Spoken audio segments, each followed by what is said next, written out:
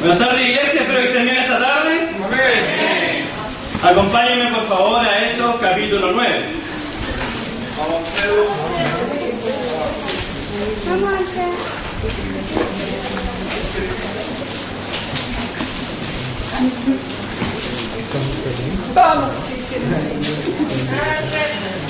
Vamos a echar de menos ahí el ánimo de Brandon cuando se vaya.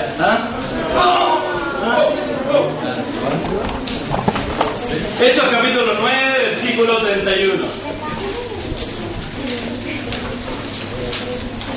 Mientras tanto, la iglesia disfrutaba de paz a la vez que se consolidaba en toda Judea, Galilea y Samaria, pues vivían en el temor del Señor e iban creciendo en número, fortalecida por el Espíritu Santo.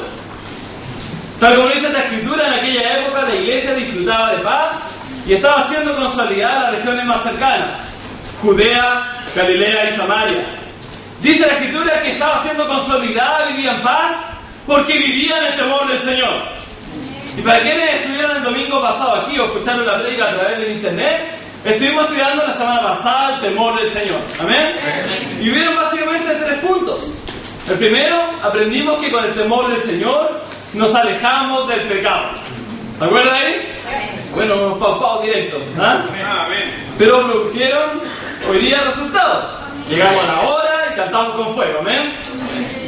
Segundo punto, aprendimos que con el temor de Dios adquirimos sabiduría.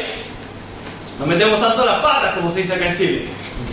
Y finalizamos a la clase anterior aprendiendo que con el temor de Dios en nuestro corazón, nuestros sueños sí pueden cumplirse. Amén. Y estamos empezando un año 2012 y tenemos que estar llenos de sueños y pelear por esos sueños, ver cosas pasar en nuestra vida. Y bueno, la Escritura también nos enseña que además del temor de Dios, la iglesia estaba creciendo en número. Y el título de la clase de hoy se llama simplemente Creciendo en número. Acompáñenme por favor a Hechos capítulo 1. Vamos, Alfredo. ¿Para quién ha leído el libro de Hechos? ¿Para quienes se han enterado de la historia de los apóstoles después de la muerte de Jesús? Quizás muchas veces no te has cuestionado quiénes fueron los que empezaron la iglesia en el primer siglo. Generalmente nos acordamos de todo lo que hizo Pablo y cómo fue plantando cada una de las iglesias. Pero a veces se nos olvida quiénes fueron los que empezaron la iglesia en el primer siglo. Y en el versículo 12 del capítulo 1 de Hechos podemos entender algo así. ¿Están conmigo, iglesia? Versículo 12 dice: entonces regresaron a Jerusalén desde el monte llamado de los Olivos, situado aproximadamente a 1 kilómetro de la ciudad. Cuando llegaron, subieron al lugar donde se alojaban. Estaba allí Pedro, Juan, Jacobo, Andrés, Felipe, Tomás, Bartolomé, Mateo, Jacobo, hijo de Alfeo, Simón el celote y Judas, hijo de Jacobo. Todos, en un mismo espíritu, se dedicaban a la oración junto con las mujeres y con los hermanos de Jesús y su madre María. Por aquellos días Pedro se puso de pie en medio de los creyentes, que eran un grupo como de 120 personas, y les dijo: hermanos, tenía que cumplirse la escritura que, por boca de David, había predicho el Espíritu Santo en cuanto a Judas, el que sirvió de guía a los que arrestaron a Jesús. Según las escrituras, quienes comenzaron la iglesia en el primer siglo fueron unos 120. Entre esos estaban los apóstoles, 11, porque Judas había tomado la decisión de terminar con su vida, ¿cierto? Estaban las mujeres que acompañaban en el ministerio de Jesús, estaban los hermanos de Jesús y también estaba María. Pedro toma el control del grupo y le dicen: bueno, lo que pasó con Judas fue lo que estaba predicho en la escritura a través del Espíritu Santo, que él iba a ser el que iba a traicionar a Jesús, él iba a ser el responsable de que arrestaran a Jesús y que Jesús sufriera lo que tenía que sufrir. Y bueno, Pedro dice en el versículo 21, si seguimos leyendo: por tanto, es preciso que se una a nosotros un testigo de la resurrección, uno de los que nos acompañaba en todo el tiempo que el Señor Jesús vivía entre nosotros. desde que Juan bautizaba hasta el día en que Jesús fue llevado de entre nosotros. Y Pedro dice, bueno, Judas soltó, murió, y ahora tenemos que buscar un reemplazante. Tiene que estar el equipo completo. ¿Ah? Es como en el fútbol, ¿no? Si partes jugando el partido con 10 en vez de con 11, pues quizás no te va muy bien, ¿no? Tenía que estar el equipo completo para el servicio de Dios. Y él dice, tenemos que buscar un reemplazante. Y la pregunta era, ¿quién? Porque los otros 11 no los cogió nadie, lo había escogido Jesús. ¿Te acuerdas? Entonces ahora, ¿a quién escogemos? Y Pedro dice algo muy interesante y es parte de nuestro primer punto. Pedro dice, a quien escojamos tiene que tener ciertas características. La primera, tiene que ser un testigo de la resurrección. Y la número 2, este hombre tiene que haber acompañado todo el tiempo que Jesús estuvo acá en la tierra. Lo que estaba buscando Pedro con esto, él se estaba asegurando que uno de los nuevos apóstoles que iba a ingresar al grupo tuviera las mismas convicciones que ellos habían recibido. Porque si ingresaba otro al cual tenían que enseñarle, pues dependía de quién le enseñaba. Entonces era mejor alguien que tuviera poder en su vida porque vio a Jesús resucitado, cosa que ni tú ni yo hemos visto, simplemente hemos creído. Y este hombre no solamente necesitaba haber visto a Jesús resucitado, sino que tenía que haber estado todo el tiempo con Jesús, escuchando cómo Jesús enseñaba a la gente, cómo Jesús reprendía demonios, cómo ayudaba y sanaba a las personas, cómo le hablaba cara a cara a los hipócritas, a los religiosos. Este hombre tenía todo ese conocimiento, entonces iba a ser alguien que iba a aportar al grupo.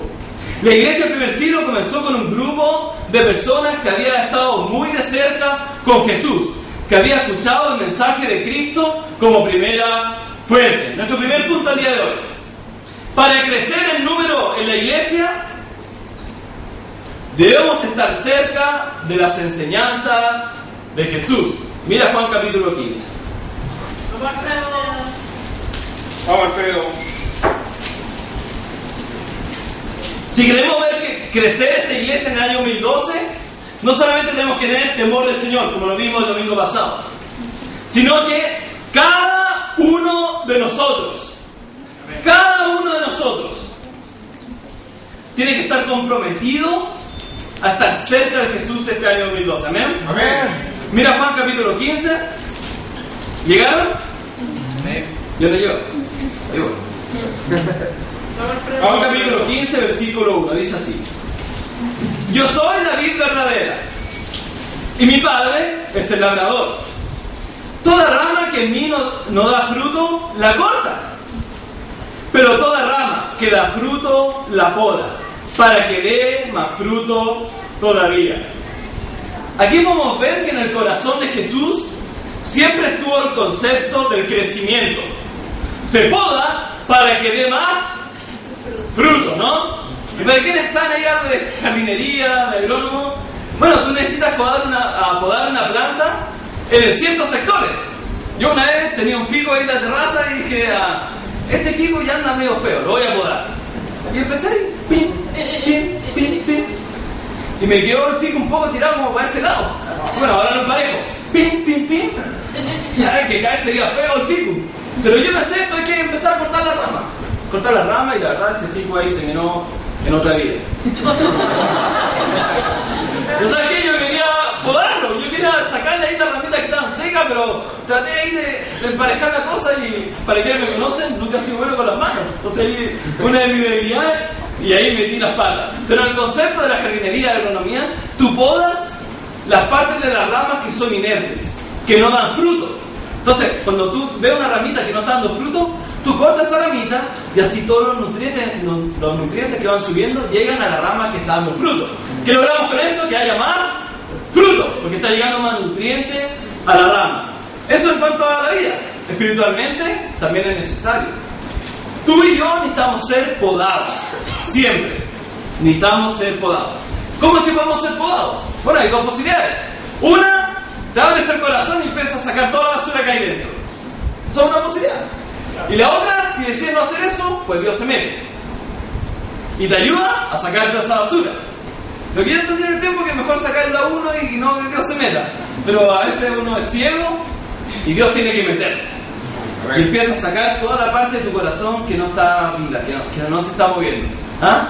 Para algunos puede ser el orgullo, la vanidad, la coquetería, la impureza, la inmoralidad, un montón de cosas y basuras que uno trae al reino. Pero cada uno de nosotros necesitamos ser podados. O sea, que yo te quiero desafiar esta tarde a cortar con algunos pecados regalones que quizás tienes por ahí. ¿Cuáles son los pecados regalones? Eso que tú le tienes como un cariño especial. ¿Cómo así? ¿Lo quieres dejar? Pero en realidad no lo dejas. Solamente que dejas de hacerlo más periódicamente.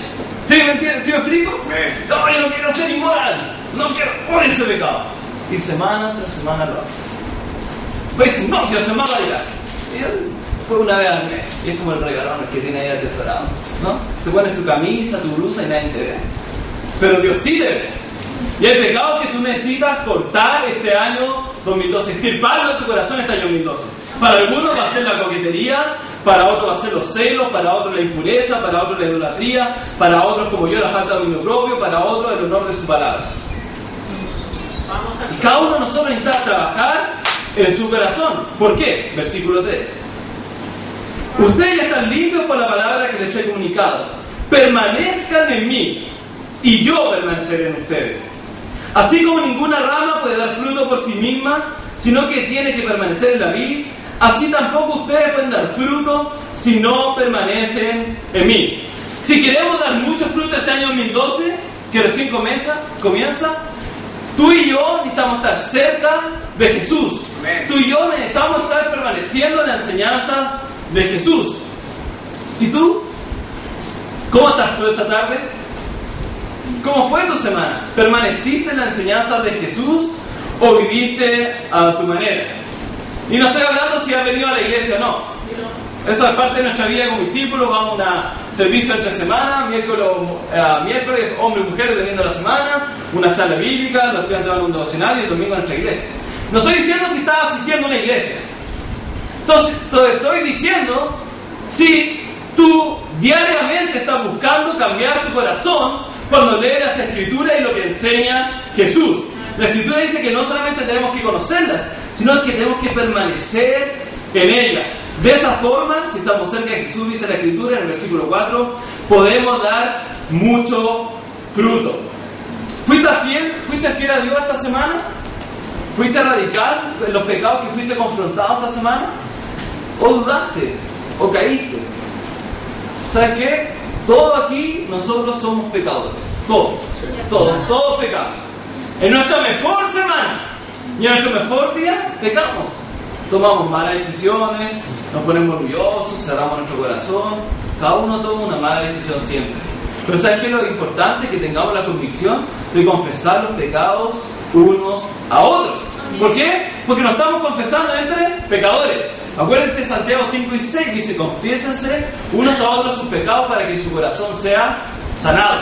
Necesitamos que nuestro corazón sea sanado, y para eso necesitamos ser abiertos con nuestras luchas, con nuestras debilidades y con nuestros pecados.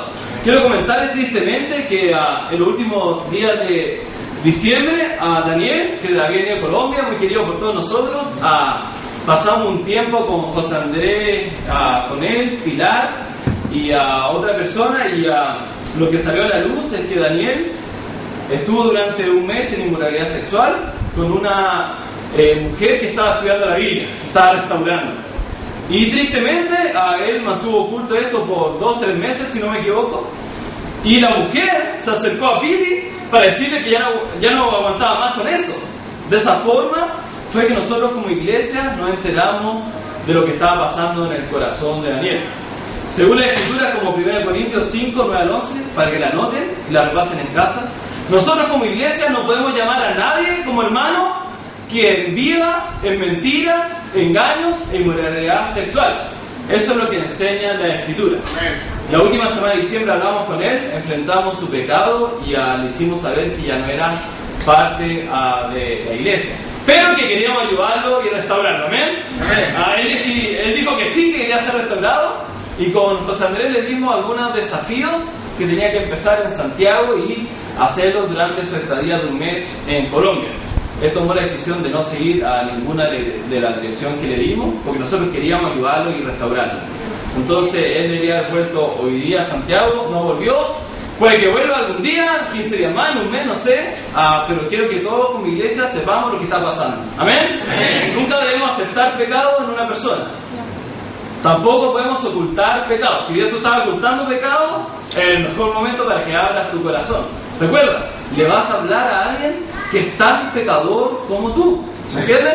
Y lo que necesitamos en nuestro corazón es un par de escrituras que sanen lo que hemos hecho mal con Dios. Entonces, bueno, si tienes contacto con Daniel a través de Facebook, cualquier cosa, como dice la escritura, tenemos que tratarlo como un pagano, ¿sí? Tratarlo ahí como alguien que conocemos, pero obviamente ya no vamos a tener el estilo de amistad que teníamos antes, de corazón, ¿no? Porque antes teníamos el mismo Padre, que era Dios. Por eso lo llamábamos hermano. Ahora él, por seguir en mentira y en inmoralidad, él tiene otro Padre y ojalá que él tome una decisión de arrepentimiento y ahí nosotros lo vamos a estar esperando con los brazos abiertos. ¿Amén? Porque ese es el corazón de Dios. ¿Y tú? ¿Cómo estás tú? ¿Cómo está tu corazón? ¿Estás siendo fiel a las enseñanzas de Jesús? ¿Cómo fueron esos tiempos de lectura bíblica esta semana? ¿Pasaste tiempo con Dios leyendo en su palabra? ¿O solo has tomado la decisión de venir a nutrirte a la iglesia? Quizás eso está pasando en tu corazón. La semana no te acercaste muchas veces. Y ahí viste, es una buena oportunidad ir al domingo y aprender de la palabra. ¿Y sabes qué? Si estás aquí, es una buena decisión. Porque hay esperanza para tu alma. Sí. Pero ese no es el estándar que la Biblia enseña que tener un discípulo de Jesús. ¿Amén? Un discípulo de Jesús debe permanecer en las enseñanzas de Cristo. Acompáñenme por favor a Hebreos capítulo 4. ¿Están conmigo, iglesia? Amén. Nuestro primer punto. Para crecer en número como iglesia debemos estar cerca de las enseñanzas de Jesús. Hebreos 4.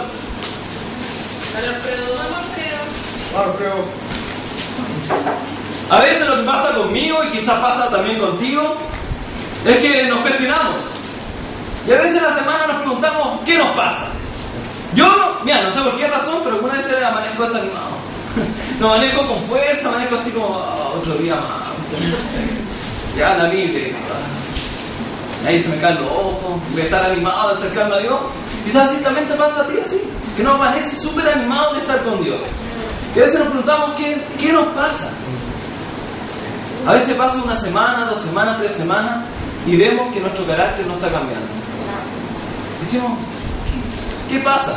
Una vez Víctor colocó en una clase, ¿qué pasa, corazón? ¿Se acuerdan? ¿Qué pasa? ¿Qué pasa que no está cambiando mi carácter? ¿Qué pasa que sigo siendo la misma persona y pasa una semana?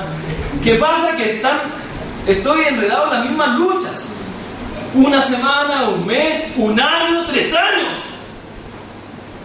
Y algo radical no está pasando en mi vida. ¿Qué pasa conmigo? Que no me siento completo. No me siento lleno. Sé lo que es lo correcto, pero quiero, pero termino no haciendo. ¿Qué pasa con mi corazón? Bueno, Hebreos 4 nos da la ayuda, ¿amén? Amén. Hebreos capítulo 4, versículo 12. La escritura dice así: ciertamente la palabra de Dios es viva y poderosa, y más cortante que cualquier espada de 2 filos.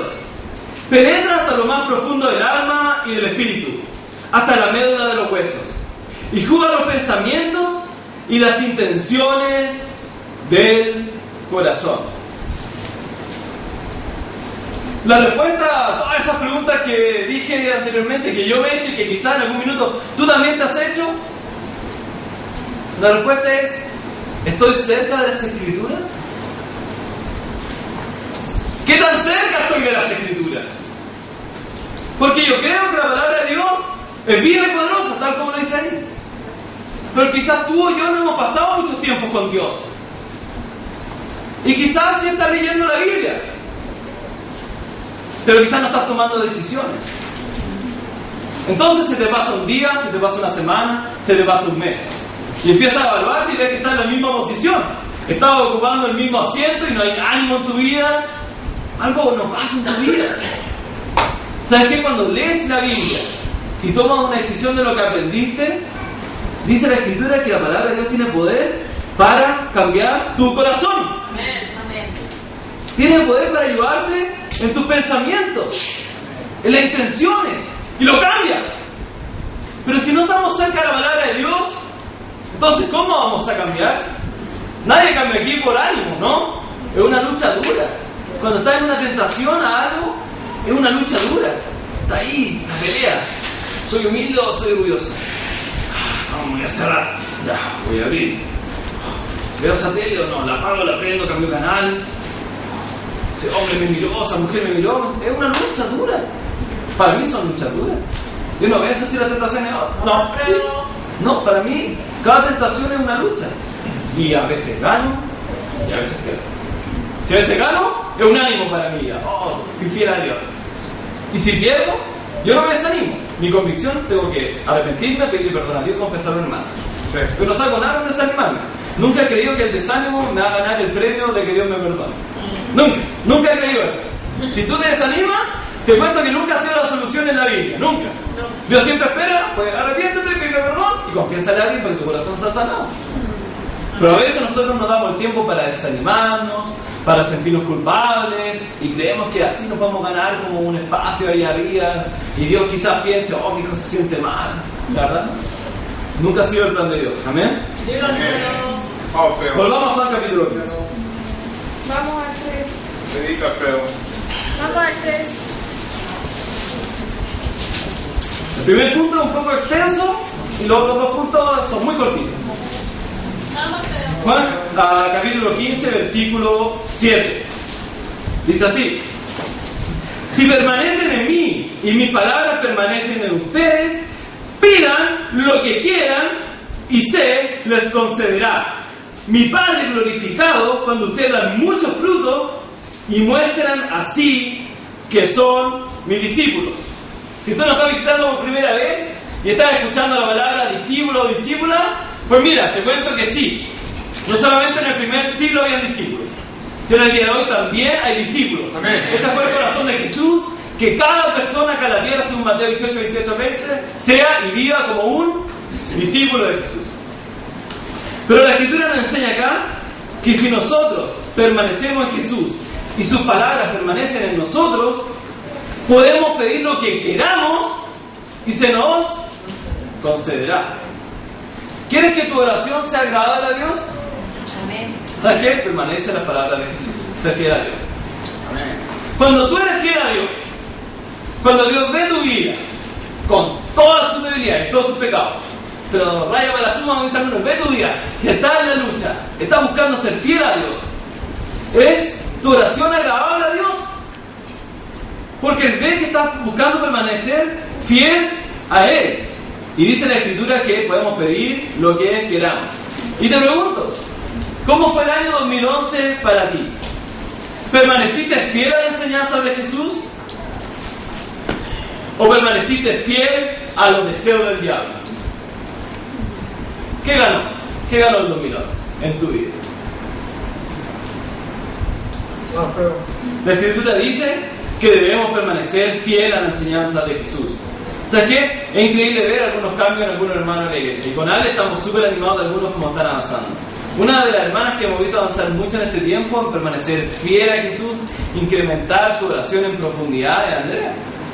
Andrea llegó hace un par de añitos a nuestra casa y ahí no se lograba conectar con Dios, no se lograba aprender algo de la Escritura y ella perdió fe por su vida. Me acuerdo que 1, 2, quizás 3 veces estudiaron la Biblia las hermanas con ella.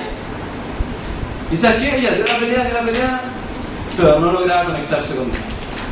Yo me acuerdo que empezamos el año pasado una charla en el Oriente. Y yo pensé, Andrea, una nueva oportunidad para Andrea. Me acuerdo que le escribí en Facebook y me dijo, no, sí, no me acuerdo. Andrea, dale una oportunidad más. Las hermanas estudiaron la Biblia con ella y fue bautizada. ¿Y sabes qué? Los cambios que ha tenido Andrea han sido increíbles. Ella ha sido fiel. Ha tenido luchas gigantes que para cualquier buen discípulo quizás lo hubiera votado al tiro. Y ella ha sido una discípula fiel, tiene todo mi respeto. Ale también lo tiene de ti. Ahí estamos súper animados de cómo tú has incrementado tu fe, Andrea. Y sé que otros discípulos están ahí en la batalla, buscando cada día ser fieles con Dios. Otro ánimo que yo creo que es para la iglesia de Edgar. Edgar está avanzando como nunca. Esta semana estuve en unos tiempos ahí estudiando la Biblia con Eduardo y ya había estado anteriormente con él y es increíble ver cómo Edgar va avanzando. O sea, que tiene un corazón de aprendiz tremendo. Tremendo. Es una esponjita. Lo que le diga él. ¿Sabes qué? Espiritualmente Edgar va a crecer mucho. Este hermano con Dios no tiene límite. Porque cuando conserva un corazón humilde, pues no tiene límite. Y obviamente Luis ha hecho un buen trabajo con él. Pero ¿sabes qué? Cada uno de nosotros podemos ir creciendo en nuestra fidelidad a Dios. Cada día teniendo oraciones más profundas con Dios. Conectándonos con Dios. ¿Sabes que la única oración que no me gusta es cuando no me conecto con Dios? Cuando parece que lo hice porque tenía que hacerlo. Nada más. ¿Entiendes? Yo no quiero que mi Julieta sea así conmigo. Que me hable porque sabe que tiene que hablarle al papá. Nada. Me encanta cuando dice cosas espontáneamente. Cuando saca cositas así de la nada y dice cosas que a veces me muerden el corazón. Pero es genuina. Y ella quiere hablar con su papá, quiere estar cerca de su papá. Así veo que también tiene que ser el corazón de nosotros como discípulos. ¿Amén? ¿Sabes qué? Si este año 2012 queremos crecer en número como iglesia, cada uno de nosotros, los que estamos aquí, tenemos que comprometernos a estar cerca de Dios. Estar súper cerca de Dios. A través de las escrituras y a través de la oración. ¿Sabes qué? Te quiero animar algo. Yo todos los años leo la Biblia de una forma distinta. El año pasado mi fuerte fue Evangelios. Mateo, Marcos, Lucas, Juan y Hechos. Si quieres ver qué aprendí de eso, revisa todos mis Facebook. Ahí tienes toda la escritura que fui aprendiendo en cada tiempo. Pero ahora he visto debilidades en mi liderazgo. Entonces me fui al libro de Reyes y quiero aprender de mi corazón. ¿Qué me hicieron bien los reyes del Antiguo Testamento y qué estoy yo haciendo mal? Y quiero que Dios ahí trate mi corazón. Pero te quiero animar a aprender algo específico este año 2002 acerca de la Biblia. ¿Amén? Amén. Si quieres leer algo del libro de Hechos, estudia las oraciones y las respuestas. Y te vas a dar cuenta de algo. Cada vez que hubo un bautismo, un impacto, un milagro, una oración había venido antes. Una oración había venido antes. O sea que eso te va a ayudar a tener mucha fe, porque la oración hace crecer la iglesia. ¿Amén? Nuestro segundo punto. Para crecer el número de la iglesia, debemos orar, pero orar con fe. Mira Santiago capítulo 1. Vamos, Alfredo. ¿Cómo hacía Alfredo? ¿No es lo mismo orar que orar con fe? No es lo mismo. Y algunos de nosotros nunca nos cuestionamos si estamos orando con fe o no, simplemente oramos. Vamos a Dios y le decimos todo lo que hay en nuestro corazón, nuestros deseos, nuestros anhelos, y nunca nos cuestionamos si tenemos la fe para que Dios haga lo que le estamos pidiendo. Y aquí vamos a aprender algo muy interesante. En Santiago capítulo 1, versículo 2.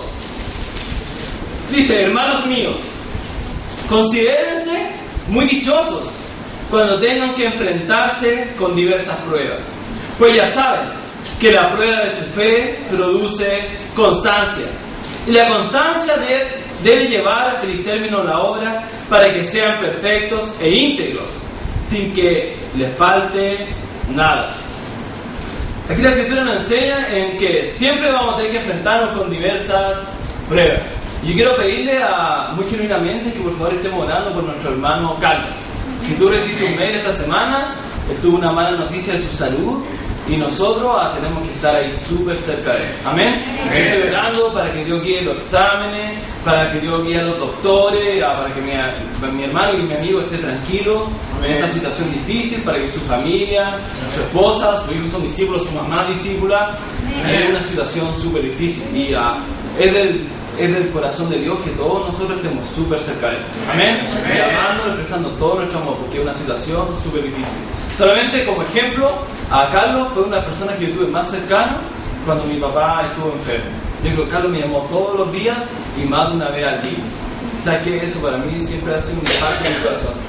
Carlos nunca me dejó solo en esos 45 días que estuve con mi papá en la UTI inconsciente, y a mí me dejó una vara súper alta, ¿me entiendes? Entonces ahora yo entiendo lo que es recibir afecto y cariño, y yo sé que él también lo necesita y toda su familia. Entonces estemos orando por favor con él y expresándole todo el amor que puede haber en nosotros. Amén.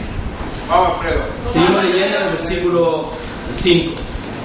Si a alguno de ustedes le falta sabiduría, pídasela a Dios y Él se la dará, pues Dios da a todos generosamente sin menospreciar a nadie. Pero que pida con fe, sin dudar, Porque quien duda es como las olas del mar, agitadas y llevadas de un lado a otro por el viento. Quien es así, no piense que va a recibir cosa alguna del Señor. Es indeciso e inconstante en todo lo que hace. ¡Wow! Si vamos a orar a Dios, si vamos a acercarnos profundamente este año 2012, debemos acercarnos a Dios en oración con fe. ¿Por qué? Porque si oramos sin fe y tenemos dudas, ¿vamos a recibir algo de Dios? No. Mira, Dios es clarito, blanco negro. Y dice que no va a recibir nada. Porque ¿cuál es lo que piensa Dios de esa persona? Que es un inconstante y un indeciso. Entonces Dios no está para juegos. Como un indeciso que hoy día pide, mañana no pide, que hoy día tiene fe, mañana tiene fe, Dios no va a estar ahí jugando. Oh, la llevo con eso, no la llevo con eso.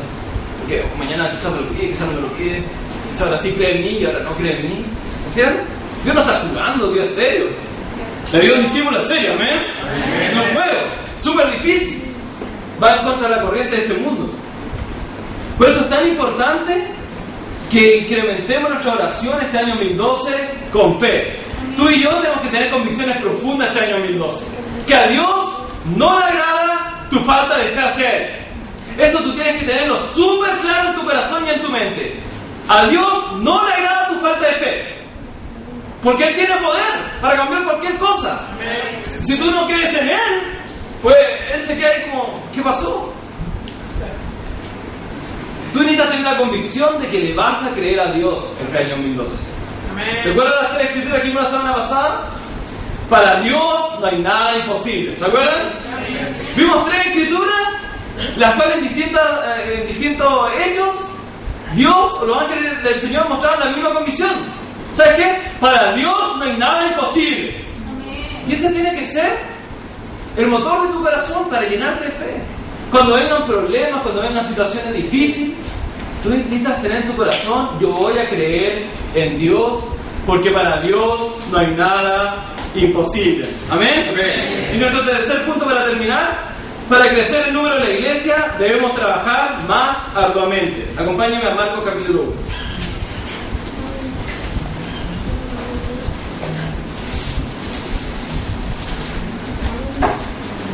Nuestro tercer punto para crecer en número, debemos trabajar más arduamente, Marcos capítulo 1. Aquí vamos a ver en detalle un día en la vida de Jesús.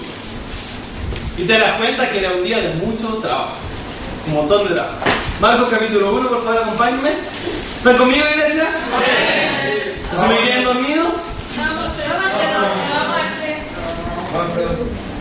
Marcos capítulo 1, versículo 21. Un día en la vida de Jesús. Dice así: entraron en Capernaum y tan pronto como llegó el sábado, Jesús fue a la sinagoga y se puso a enseñar. ¿Cómo partía el día de Jesús? Enseñando, ¿sí? Pero eso no fue lo único que hizo en el día. Vamos a ver todo lo que hizo en el día. Versículo 23 al 26. De repente, en la sinagoga, Jesús todavía estaba ahí, estaba enseñando, ¿se acuerdan?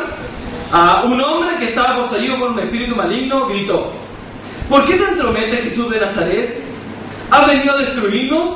Yo sé quién eres tú, el Santo de Dios. ¡Cállate!, lo reprendió Jesús. ¡Sal de ese hombre! Entonces Jesús en un día no solamente se dedicaba a enseñar en la sinagoga, sino que también estaba reprendiendo demonios. ¿Amén? Amén. Mira el versículo 32. Versículo 29. Dice: tan pronto como salieron de la sinagoga, ya no estaba ahí, Jesús fue con Jacobo y Juan a casa de Simón y Andrés. Jesús no solamente entonces dedicaba parte de su tiempo a enseñar en la sinagoga, a reprender demonios, sino que también pasaba tiempo con los discípulos. ¿Amén? Es increíble cuando pasamos tiempo con discípulos. Ayer pasamos un tiempo increíble con Andrés y Pilar. Estuvimos ahí la tarde y la noche hasta muy tarde y ya fuimos al cine, compartimos de nuestra vida, nuestro corazón, y fue increíble. Y amigos, nos queremos mucho y ya pasamos súper bien, comimos mucho, eso fue bueno, pero hoy día me he portado bien, más sanito.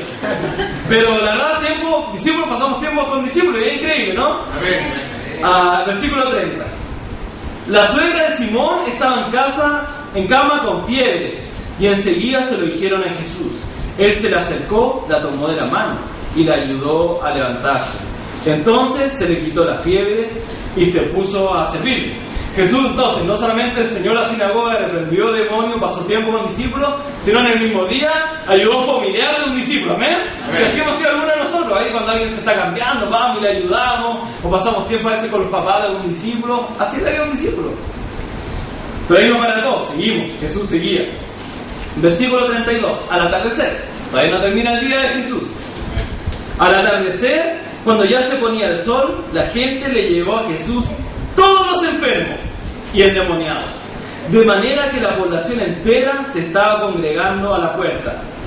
Jesús sanó a muchos que padecían de diversas enfermedades.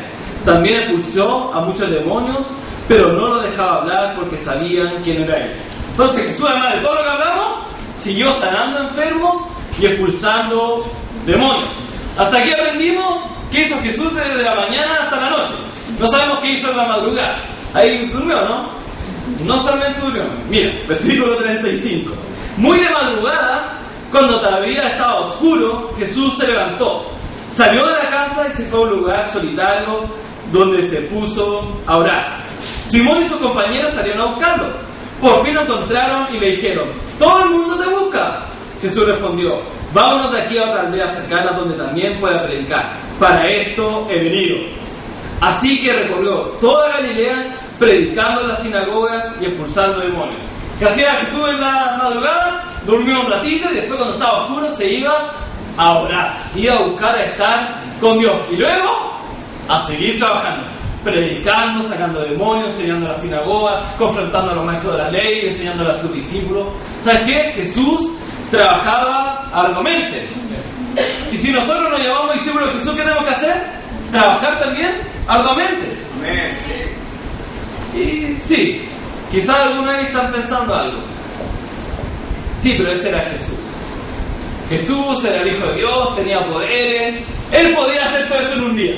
Yo aquí un humano, no sé, es bueno ese estándar, pero ese es el estándar. Yo ahí, si me mostráis ahí un ejemplo de un hombre, ahí sí que tomo una decisión. Bueno, vamos a ver un ejemplo de un hombre, ¿ven? Vamos a leer el de Pablo. Y en 2 Corintios capítulo 11 vamos a ver un poco de la vida de Pablo. 2 Corintios capítulo 11, y con esto terminamos.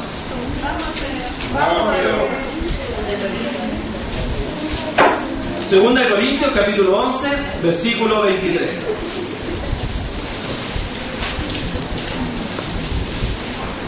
¿Llegaron? ¿Sí? ¿Son servidores de Cristo? ¡Qué locura! Yo soy más que ellos. He trabajado más arduamente. Nuestro título del tercer punto. He sido encarcelado más veces. He recibido los azotes más severos. He estado en peligro de muerte repetidas veces. 5 veces recibí de los judíos los 39 azotes. 3 veces me golpearon con varas. Una vez me apiedraron. 3 veces naufragué. Y pasé un día y una noche como náufrago en alta mar. Mi vida ha sido un continuo ir y venir de un sitio a otro. En peligro de ríos, peligro de bandidos, peligro de parte de mis compatriotas, peligro a manos de los gentiles, peligros en la ciudad, peligros en el campo, peligros en el mar y peligro de parte de falsos hermanos. He pasado muchos trabajos y fatigas y muchas veces me he quedado sin dormir. He sufrido hambre y sed y muchas veces me he quedado en ayunas. He sufrido frío y desnudez. Y como si fuera poco, cada día pesa sobre mí la preocupación por todas las iglesias. Esta era la vida de Pablo. Pero tú tienes que entender que Pablo vivió así porque él trabajaba arduamente. Si él cada día, después del trabajo, de lo que hiciera, acuérdense que Pablo por algún tiempo trabajó, si hubiera ido a su casa, ¿tú crees que hubiera pasado por todo esto? No. Él trabajaba arduamente, día tras día, trabajaba duro para Dios. Y por eso que Pablo pudo hacer lo que pudo hacer. Pablo plantó una cantidad de iglesias enorme y después se alcanzaba y a ver cómo iba creciendo, desarrollándose esa iglesia. ¿Por qué le pasó de todo a Pablo? Porque Pablo trabajaba duro para Dios. ¿Y tú? ¿Cómo estás tú? ¿Cómo estás trabajando para Dios? ¿Estás viviendo solo para tu trabajo? ¿Para tus sueños frustrados? ¿Para tu familia? ¿O estás trabajando arduamente para Dios? Vamos al 3. ¿Sabes qué? Este año 2012, si queremos crecer como iglesia, en número, necesitamos que cada uno de nosotros se comprometa a permanecer en la enseñanza de Jesús. Necesitamos que cada uno de nosotros se comprometa a orar con fe, porque Dios tiene poder para hacer cualquier cosa. Así es. Y que cada uno de nosotros nos comprometamos este año 2012 para trabajar arduamente para el Señor y para Él sea la gloria. Amén.